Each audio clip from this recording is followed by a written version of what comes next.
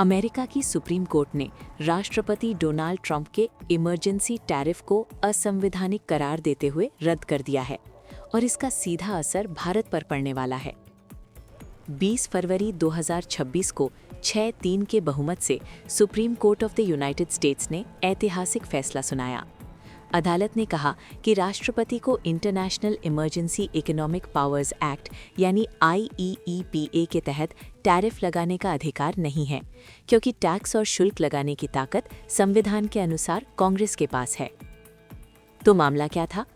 अप्रैल 2025 में, जिसे ट्रंप प्रशासन ने लिबरेशन डे टैरिफ कहा, लगभग सभी देशों पर 10% या उससे अधिक के रेसिप्रोकल टैरिफ लगा दिए गए। भारत भी इससे अछूता नहीं रहा। कुछ भारतीय निर्यातों पर तो शुल्क 50% तक पहुंच गया। कारण बताया गया ट्रेड डेफिसिट और नेशनल इमरजेंसी। लेकिन असली तनाव तब बढ़ा जब अमेरिका ने भारत के रूस से तेल खरीदने को लेकर नाराजगी जताई।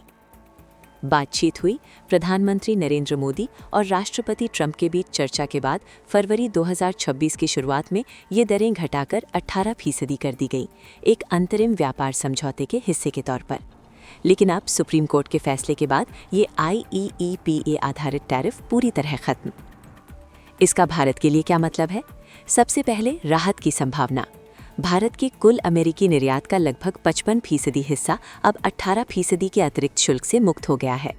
याद रखिए, भारत और अमेरिका के बीच सालाना व्यापार $200 बिलियन से ज्यादा है। फार्मास्यूटिकल्स, टेक्सटाइल्स, रत्न और आभूषण, इलेक्ट्रॉनिक्स, केमिकल्स, मशीनरी, इन सेक्टरों को सीधा फायदा मिलने की संभावना। कम लागत, बेहतर मार्जिन और ज्यादा प्रतिस्पर्धात्मक बढ़त की उम्मीद। दूसरा बड़ा असर रिफंड। 2025 से जो टैरिफ वसूले गए थे, अमेरिकी आयातक अब उनकी वापसी की मांग कर सकते हैं। भले ही पैसा अमेरिकी कंपनियों को लौटे, लेकिन इसका अप्रत्यक्ष फायदा भारतीय सप्लायर्स को मिल सकता है। कीमतों का दबाव घटने और मांग स्थिर होने की संभावना। तीसरा भू राजनीतिक संकेत। ये फैसला ट्रंप की उस रणनीति को कमजोर करता है जिसमें टैरिफ को दबाव के हथियार की तरह इस्तेमाल किया जा रहा था। अब भविष्य में व्यापारिक फैसलों पर कांग्रेस की निगरानी और बढ़ सकती है। मतलब एक तरफा धमकियों के बजाय ज्यादा स्थिर और बातचीत आधारित समझौतों की संभावना।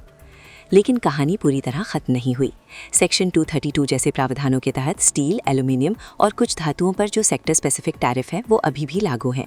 करीब 10% भारतीय शिपमेंट्स पर उनका असर जारी रहेगा।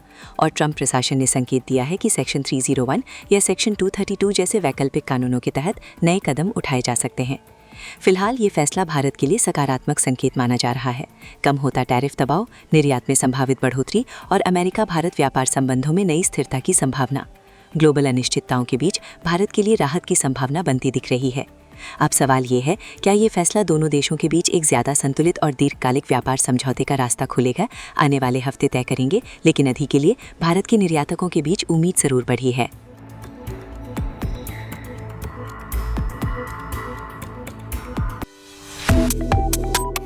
Subscribe to One India and never miss an update. Download the One India app now.